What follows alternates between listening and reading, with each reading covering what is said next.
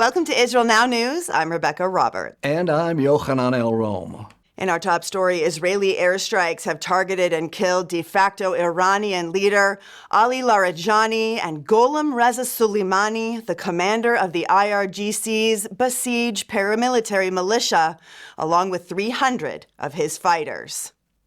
The IDF released a statement saying for years Larijani was considered one of the most senior figures in the leadership of the Iranian terror regime. He led enforcement and violent suppression of protests and even personally oversaw the massacre carried out against Iranian demonstrators. Since the elimination of Ali Khamenei, Larijani has been serving as the de facto leader of Iran and has led the fighting against Israel and other countries in the region. United States Secretary of War Pete Hegseth has announced that the U.S. and Israeli forces are decimating the Iranian army in ways we have never seen before. Hegseth confirmed that around 20,000 targets have been hit by the joint forces, leaving the Iranian army combat ineffective and devastated. He said Iran has no air defenses, no air force, and no navy. Their missiles, launchers, and drones are being shot out of the sky. Hegseth praised U.S. and Israeli troops, saying no other combination of countries in the world could accomplish this feat against Iran. He said when members of the Iranian Revolutionary Guard Corps look up, the only thing they see are Allied aircraft with stars and stripes and the Star of David. It's the evil regime's worst nightmare. U.S. President Donald Trump praised Israel for helping to secure the Strait of Hormuz, while blasting other nations for failing to act to secure global shipping through the strategic waterway. About 1/5 of the world's oil passes through the Strait of Hormuz, and President Trump has vowed to keep the channel open despite Iranian threats. He announced that he will form a multinational coalition to police the region's waterways, ensuring the flow of maritime traffic. We are happy to report that Israeli Prime Minister Benjamin Netanyahu is alive and well, despite Iran's claims that he was killed in a missile strike on the Jewish state. Netanyahu's office released a satirical proof-of-life video showing the Israeli leader ordering coffee and joking with the cafe staff. Iranian hackers have launched massive disinformation campaigns, including AI videos showing the destruction of Tel Aviv and claiming to have killed the Israeli premier. In his video, Netanyahu called on the people of Israel to continue to be vigilant in the face of relentless missile barrages. He said the public strength gives me, the government, the IDF, and the Mossad strength. Iranian opposition leader Reza Pahlavi says that he is ready to lead the transition in Iran as soon as the Islamic Republic falls. The Crown Prince in exile confirmed that he has been working to select individuals from inside Iran and from the diaspora to serve in a transitional government. Pahlavi explained that under his leadership, this transitional system will be ready to assume governance of the country as soon as the Islamic Republic falls. He said this will be accomplished in the shortest possible time to establish order, security, and freedom in Iran. The leaders of the Gaza-based Hamas terror group have sent a letter to Iran's new supreme leader, Mojtaba Khamenei, urging him to activate all of Iran's proxies against the Jewish state. The terror group praised deadly strikes on U.S. bases in the Gulf states, prompting Israel's foreign ministry to post the letter online. It said this proves that Hamas betrayed its Arab brothers in the region. The Hamas letter pledges unwavering support for Iran alongside its proxy armies in Lebanon, Yemen, and Iraq. It concluded by saying Hamas stands with all of its weight behind Khamenei's leadership in the face of Zionist American anarchy, and it vowed never to disarm. Israeli actress and recipient of this year's Genesis Prize, Gal Gadot, received a generous gift matching her $1 million reward to support Israelis recovering from the trauma of war. The Genesis Prize Foundation announced that this effort will fund nonprofits assisting Israelis coping with emotional and physical trauma following the October 7th Hamas attacks and the wars that followed. It said this initiative, conceived by Gal Gadot, will focus on strengthening Israel's long-term recovery by investing in the professionals and organizations helping others heal. It will focus on Israelis working to recover from the trauma of October 7th and navigate the compounded effects of the current conflict with Iran and Hezbollah. The Israel Defense Force has launched a massive ground operation in southern Lebanon aimed at severing the connection between Iran and Hezbollah. The IDF confirmed that it is targeting the IRGC's Quds force that coordinates military activity between Tehran and Hezbollah. The IDF has ordered civilians to evacuate southern Lebanon while it establishes a buffer zone near the Israeli border, pushing Hezbollah north while it destroys the terror group's weapons and bunkers. The buffer will also prevent radical Radwan forces from entrenching near the Israeli border. The terrorist who attacked a Detroit area synagogue was the brother of a Hezbollah leader killed in Israeli airstrikes in Lebanon. According to the IDF, Ibrahim Mohammed Ghazali was the leader of the Badar unit, responsible for firing hundreds of rockets from Lebanon into Israeli population centers. He was assassinated in targeted Israeli strikes just 1 week before his brother, Ayman Mohammed Ghazali, attacked the synagogue in Michigan. Ayman died of a self-inflicted gunshot wound, but not before plowing his explosives-laden car into the entrance of the synagogue's daycare center. The diplomatic row between Madrid and Jerusalem has worsened. Spain announced that it is permanently terminating the position of Israeli ambassador.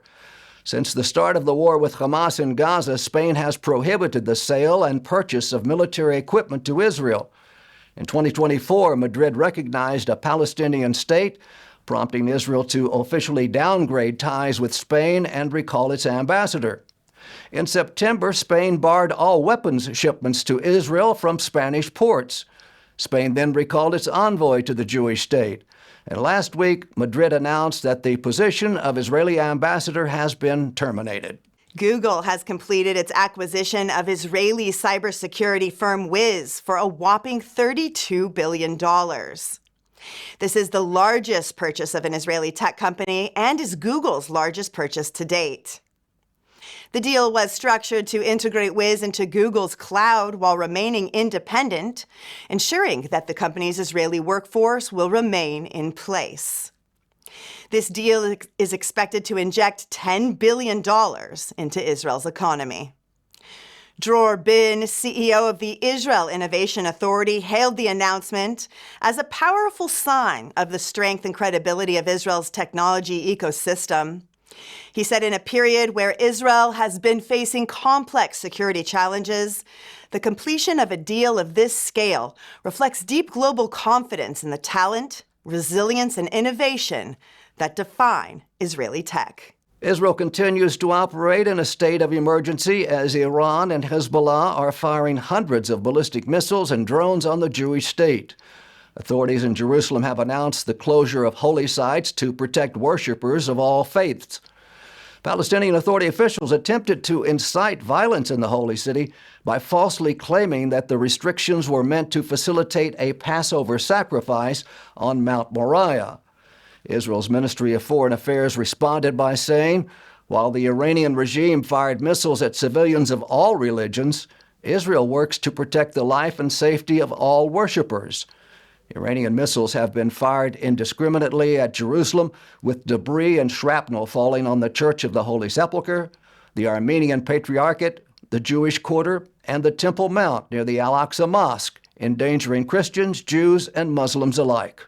Israeli archaeologists excavating on the eastern shores of the Sea of Galilee announced the discovery of a 2,000-year-old bullet. The artifact is inscribed with Greek writing, and researchers believe that it was used by Seleucid soldiers in the Maccabean Wars. Michael Eisenberg, co-director of excavations at Hippos National Park, hailed the discovery. He said Hippos was founded as a Greek city in the 2nd century BCE. It was established by one of two kings, Antiochus the Great or Antiochus Epiphanes, the villain of the Hanukkah story. Eisenberg said in 101 BCE, Alexander Jannaeus briefly conquered Hippos and the Galilee region from the mighty Greek army. The area is riddled with ancient relics of war, proving that ancient Jewish armies defended this land with all of their might.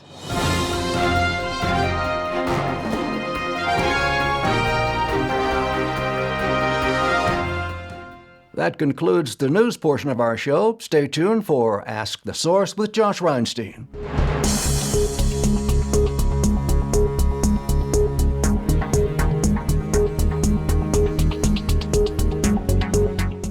Hello and welcome to Ask the Source. I'm your host, Josh Reinstein. We're here in our beautiful studio in Jerusalem. My guest today is Michal Cotler-Wunsh. She is the CEO of the International Legal Forum.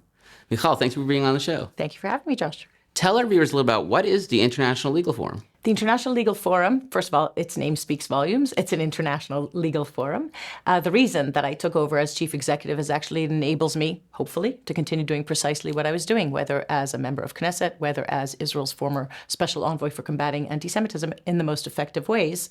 And the reason is, of course, that in many, many ways, it is the law, international institutions, international law, its mechanisms, its institutions, some of which we've heard of recently, the International Court of Justice, the International Criminal Court, and of course, its principles, post-World War II international law principles that have been systematically hijacked, redefined, inverted, and weaponized to actually enable not only what we have seen as the normalization of anti-Semitism, but in fact, the normalization of the extremism that anti-Semitism always predicts. And so that is what the International Legal Forum does. Ever since you were a member of Knesset and you were in the Knesset Christian Allies Caucus, you really took on the issue of anti-Semitism. You really rang the bell, and now today we're seeing an explosion of anti-Semitism.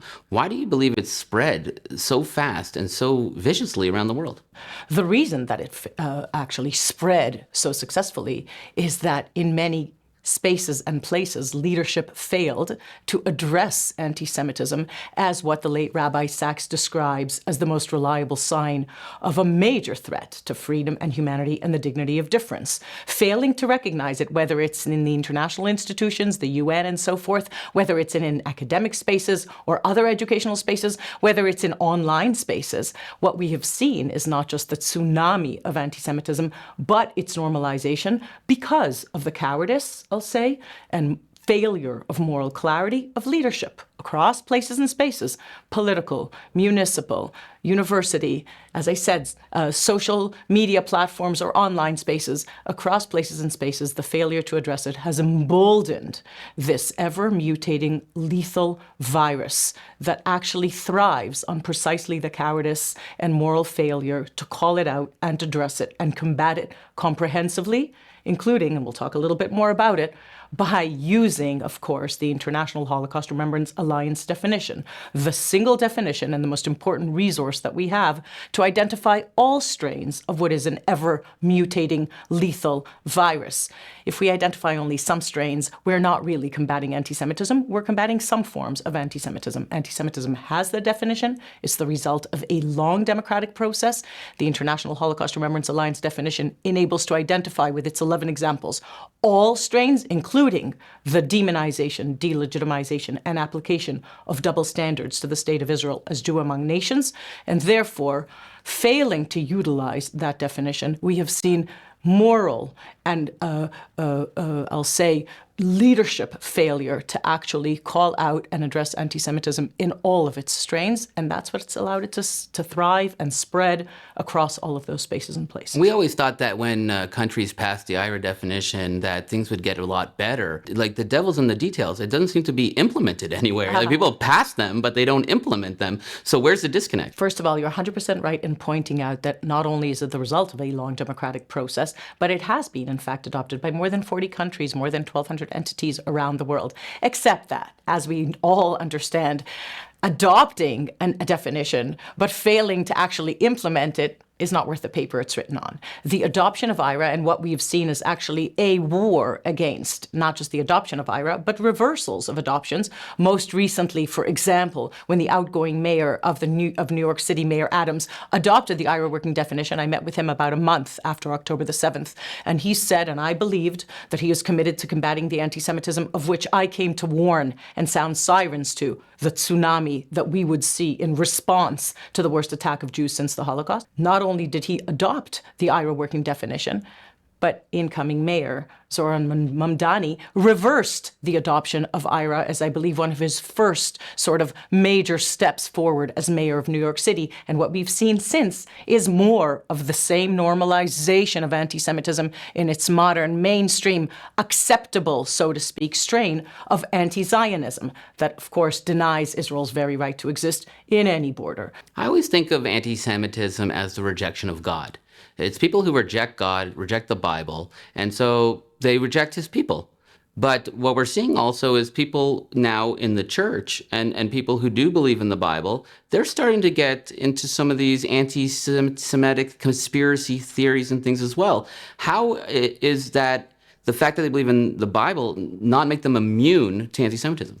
It's not only a rejection of God, Josh. Look, what we know of the longest hatred, as Professor Wistra called it, that is anti-Semitism, an ancient hate that, as I said, has mutated over thousands of years of its existence, of the Jewish people's existence, is that it mutates and creates modern strains by latching onto the guiding social construct of each time. Michal, there are literally tens of millions of people watching this show. What message do you have for our viewing audience?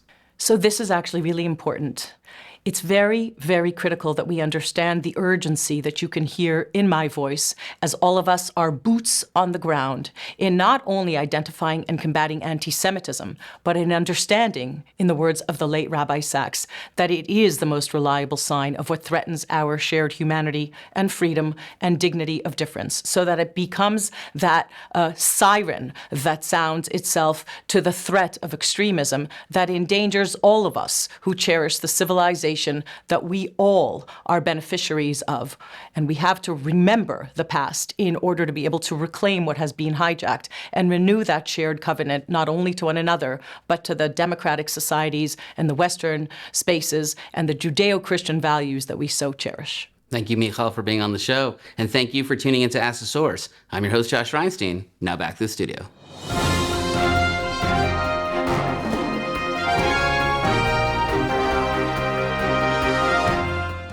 And now the truth from Zion.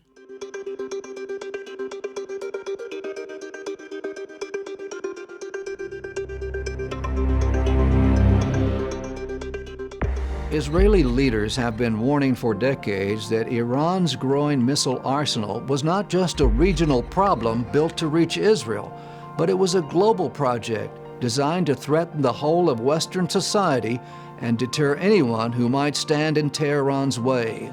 Those warnings were grounded in hard reality and relentless intelligence work. While other states poured money into modern air forces, Iran, isolated and under sanctions, chose a different path: to build a massive ballistic and cruise missile force that can strike without sending pilots into harm's way.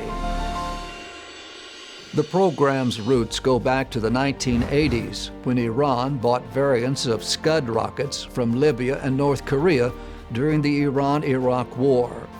From that crude baseline came families of increasingly capable missiles. The radical Shiite regime later produced the Shahab-3 and its improved Ghadar and Imad rockets as range and handling advanced. In parallel, engineers pushed development of solid fuel rockets, which are faster to prep, easier to hide, and harder to preempt, culminating in systems like Sijil and newer designs such as Khorramshahr Khaibar and Khaibar Shakan. Iran also showcased the Fatah hypersonic weapons, which boast longer range, quicker launch, and better survivability. The infrastructure behind the threat is as important as the rocket itself.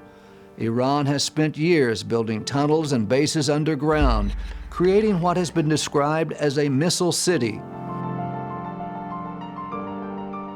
For Israel, this threat was not theoretical. On April 13th and 14th, 2024, Iran launched hundreds of drones, cruise missiles, and ballistic missiles directly at Israel in a single coordinated salvo. Most were intercepted, many of them outside Israel's borders. But the message was unmistakable. Tehran can fire large packages quickly and from multiple locations. That capacity was tested again in June 2025. After Israel struck Iranian nuclear and missile infrastructure on June 13th, Tehran answered by firing around 550 ballistic missiles and 1,000 drones over 12 days. Cities and critical sites took direct hits. When the ceasefire took hold, 28 people in Israel had been killed and over 3,000 wounded or hospitalized. Israel's missile defense systems, the Iron Dome, David's Sling, and the Arrow, knocked down the vast majority, but even the handful that got through still delivered death and destruction. Iranian aid to its proxies makes the threat even larger. Hezbollah in Lebanon received precision guidance upgrades that transform unguided rockets into accurate strike weapons. Meanwhile, in Yemen, the Houthis have launched over 150 ballistic missiles and drones toward Israel since late 2023, with recurring attacks through 2025 that force long-range interceptions over the Red Sea and the far south. Each added front multiplies the number of launchers and trajectories Israel must track and defeat at once. This is the intended effect of Iran's Ring of Fire. There's another layer the maps don't show, and that is messaging. Tehran showcases missile parades and videos of launches. This all adds to the campaign of intimidation because the spectacle is part of the deterrence. Israel, however, answers with the opposite message: results. One side sells fear, the other shows before and after imagery. Ordinary Iranians are the first to feel the pain of war when the corrupt government hides launchers near civilian areas or buries infrastructure under communities and towns. Innocent civilians suffer when the response comes. Israel's quarrel is with the architects of a radical regime, not with the citizens who desire a normal life. Keeping the peace means moving first and moving together. Sanction the facilitators, expose the sites, upgrade Israel's defenses, and keep the public alert on the home front. Iran's missile program is not just Israel's problem. It's a regional and global danger. Iran's rulers must know that every launcher, tunnel, and assembly line invites exposure and consequence. Strength shortens wars, protects families, and creates the space where genuine peace can grow. From Jerusalem, this is the truth from Zion.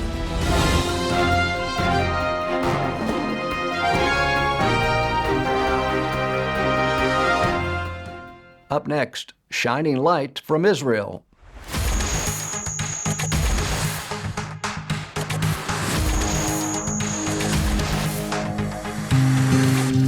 In Israel's most northern point, at the very tip of the Hula Valley, is one of Israel's most important national parks. And in today's episode, we are going to discover the ancient ruins of Tel Dan. There are some great activities to do here at Tel Dan. First of all, it's the perfect place to have your afternoon lunch or barbecue with your group while visiting the north of Israel.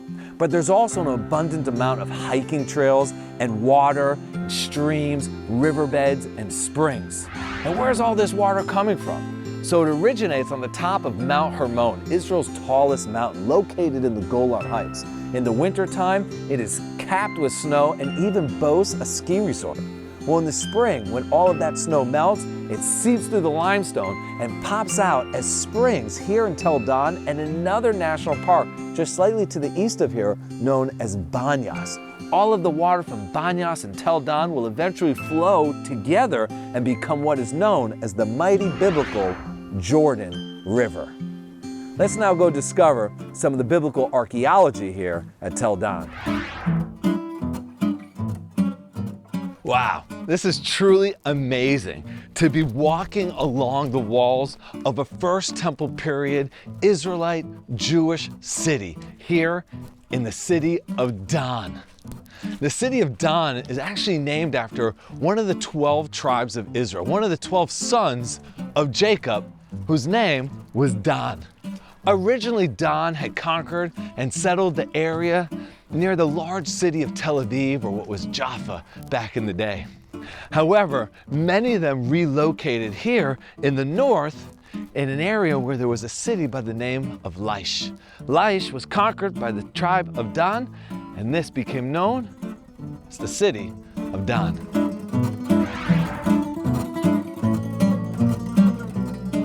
now walking through the city gate of ancient Dan.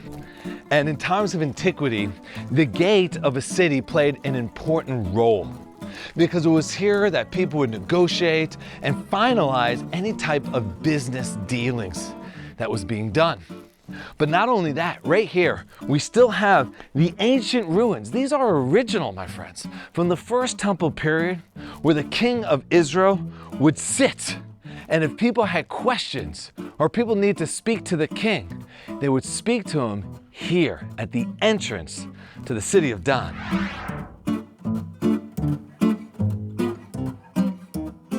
One of the most important discoveries, archaeological discoveries, in the entire 20th century was probably the David Stone, located right here in Tel Dan. It was a stone inscription that was inscribed by the king of Damascus, commemorating his victory over the kings of the south. One of them was known to be from the house of David.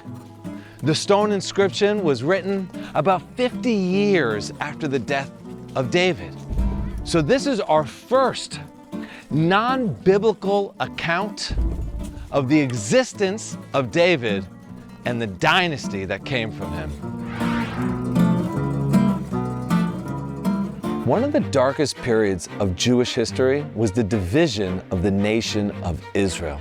It divided into two separate kingdoms, and this occurred after the death of Solomon, King Solomon.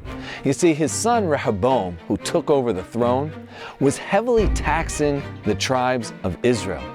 And in the north, there was a rebel by the name of Jeroboam.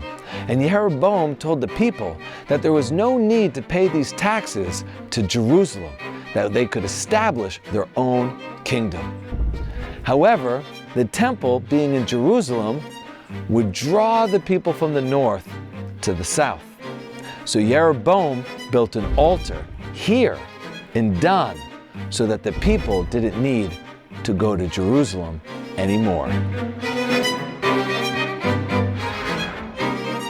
And this here, my friends, is a recreation of the altar that Jeroboam built here at Dan for his subjects not to travel to Jerusalem. Thank you for joining us today as we explored another beautiful place here in the land of Israel. And on your next trip here, make sure to visit this important biblical site in Israel's north, Tel Dan.